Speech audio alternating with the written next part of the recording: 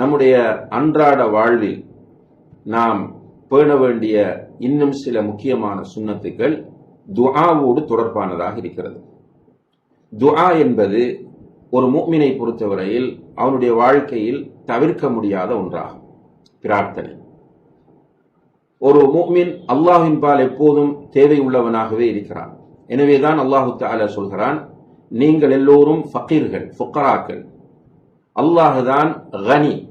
ஃபுக்கரா என்றால் தேவை உள்ளவர்கள், கனி என்று சொன்னால் தேவையற்றவன். அல்லாஹ் அல் கனி, அல்லாஹுடைய திருநாமங்களில் ஒன்றும் கூட. அல்லாஹு தஆலா அல் கனி, தேவையற்றவனாக இருக்கிறான் என்று சொல்லும் போது தேவையுள்ள அடியார்கள் அல்லாஹ்விடத்திலே பிரார்த்திக்க வேண்டும்.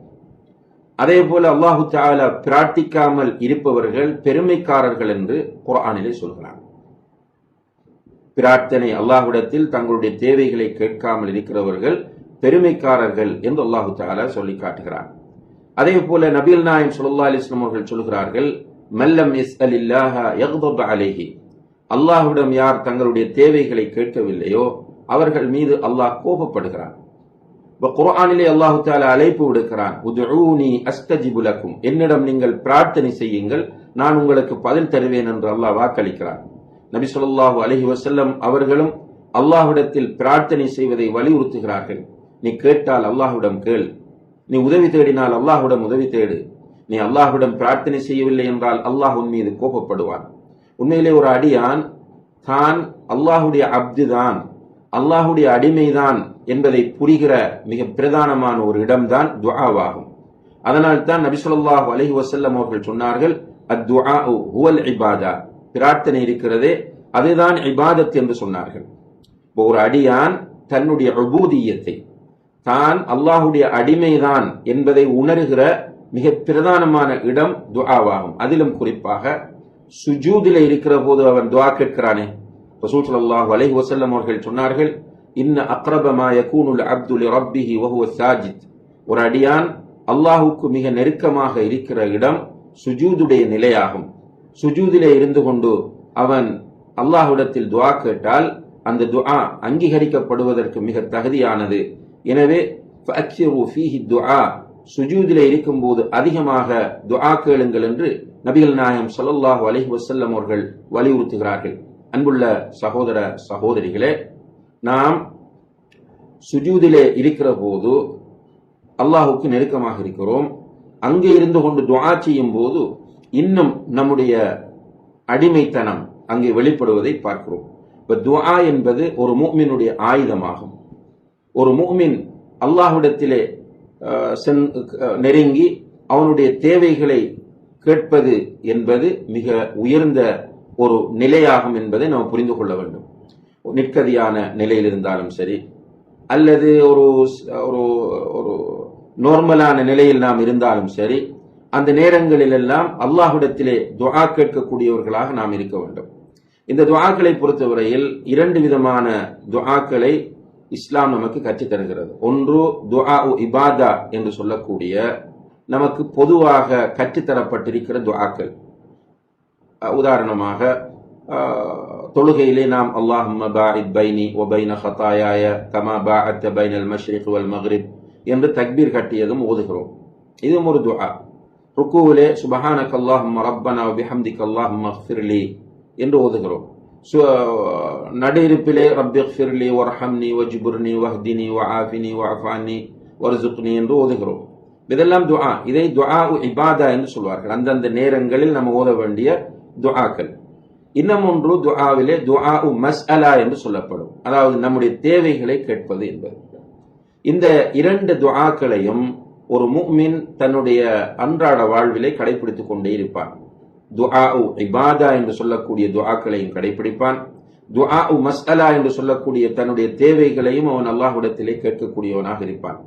அதிலும் குறிப்பாக அவனுக்கு சோதனைகள் வரும்போது அவன் அல்லாஹ்விடத்திலே அதிகமாக நெருங்க வேண்டும்.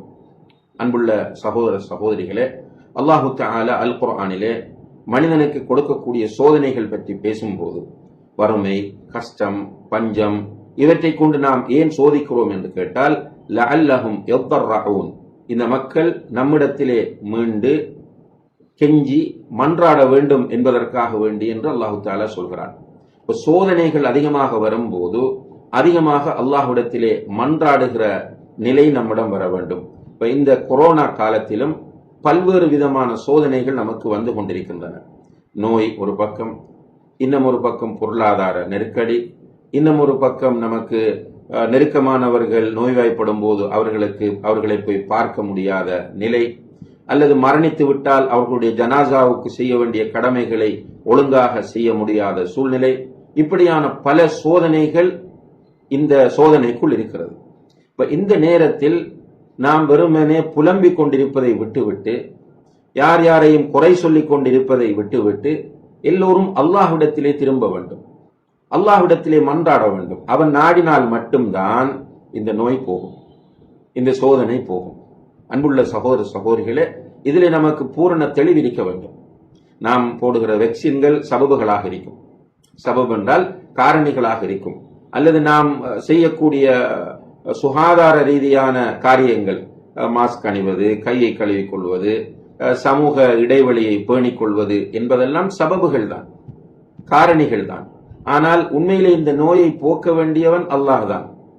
எனவே நாம் என்ன செய்ய வேண்டும் என்று கேட்டால், இந்த காலப்பகுதியில் டிவிக்கு முன்னால் உட்கார்ந்து சீரியல்களை பார்த்து கொண்டிருப்பதையும், அல்லது ஃபேமிலிக்குள்ளே உட்கார்ந்து குரூப்பாக இருந்து மற்றவர்களுடைய விஷயங்களை பற்றி புறம் பேசுவதையும், அல்லது போனிலே உட்கார்ந்து ஆபாசமானவற்றையும் விரசமானவற்றையும் ஹராமானவற்றையும் பார்ப்பதையும் விட்டுவிட்டு நாம் அதிகமாக அல்லாஹ்விடத்திலே நெருங்கி நம்முடைய சுஜூதுகளில் அத்தஹியாத்தின் இறுதி பகுதியிலே தொழுது முடிந்த பிறகு தஹஜ்ஜுடைய நேரத்திலே என்று பொருத்தமான நேரங்களிலெல்லாம் அல்லாஹ்விடத்திலே மன்றாடுகிற போது நிச்சயமாக அல்லாஹு தஆலா விரைவிலே இந்த பெண்டமிக், அதாவது இந்த தொற்று நோய் கொரோனாவை அல்லாஹு தஆலா நம்மை விட்டு போக்கி விடுவார்.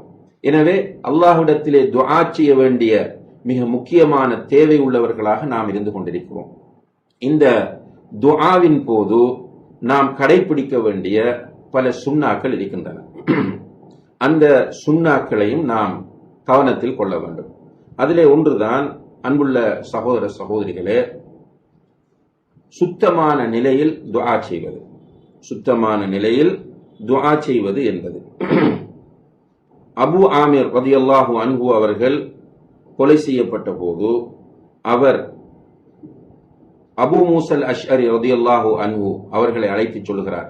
கொலை செய்யப்படுகிறார், உயிருக்காக போராடி கொண்டிருக்கும் போது அவர் சொல்லுகிறார், அபு மூசா ரலியல்லாஹு அன்ஹு அவர்களை அழைத்து, நபி ஸல்லல்லாஹு அலைஹி வஸல்லம் அவர்களுக்கு என்னுடைய சலாமை எத்தி வைத்து விடுங்கள், எனக்காக துஆ செய்ய சொல்லுங்கள் என்று சொல்லுகிறார்.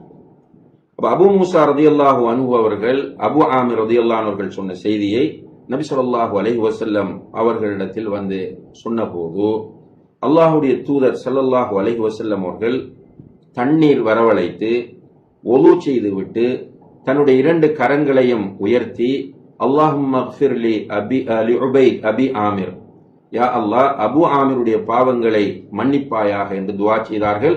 அப்படி கையை தூக்கும் போது அவர்களுடைய அக்குளின் வெண்மை தெரியக்கூடிய அளவுக்கு கையை தூக்கினார்கள்.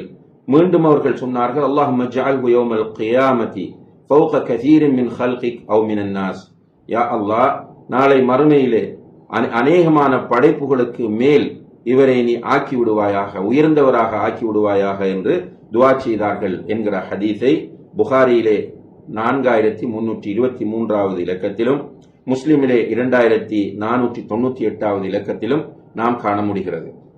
எனவே அன்புள்ள சகோதர சகோதரிகளே, இந்த ஹதீஸிலிருந்து நபி ஸல்லல்லாஹு அலைஹி வஸல்லம் அவர்கள் அபு ஆமிர் ரலியல்லாஹு அன்ஹு அவர்களுக்காக துஆ செய்வதற்கு முன்னால் வுது செய்து கொண்டார்கள் என்பதை பார்க்கிறோம். எனவே துஆ செய்யும் போது வுதுவோடு இருந்து கொள்வது சுன்னத்தாகும். இதனுடைய அர்த்தம் துஆ செய்வதற்கு வுது கட்டாயம் என்பதல்ல, வுது ஃபர்தோ ஷர்த்தோ கிடையாது. வுது செய்து கொள்வது சுன்னத்தாகும். அதே நேரத்தில் வுது இல்லாமல் துஆ கேட்கலாமா என்று கேட்டால் தாராளமாக கேட்கலாம். வுது இல்லாத நிலையில் துஆ கேட்கலாமா என்று கேட்டால் தாராளமாக நாம் கேட்கலாம். ஆனால் வுது செய்து கொள்வது சிறந்தது, அது ஒரு சுன்னா என்பதை நாம் புரிந்து கொள்ள வேண்டும்.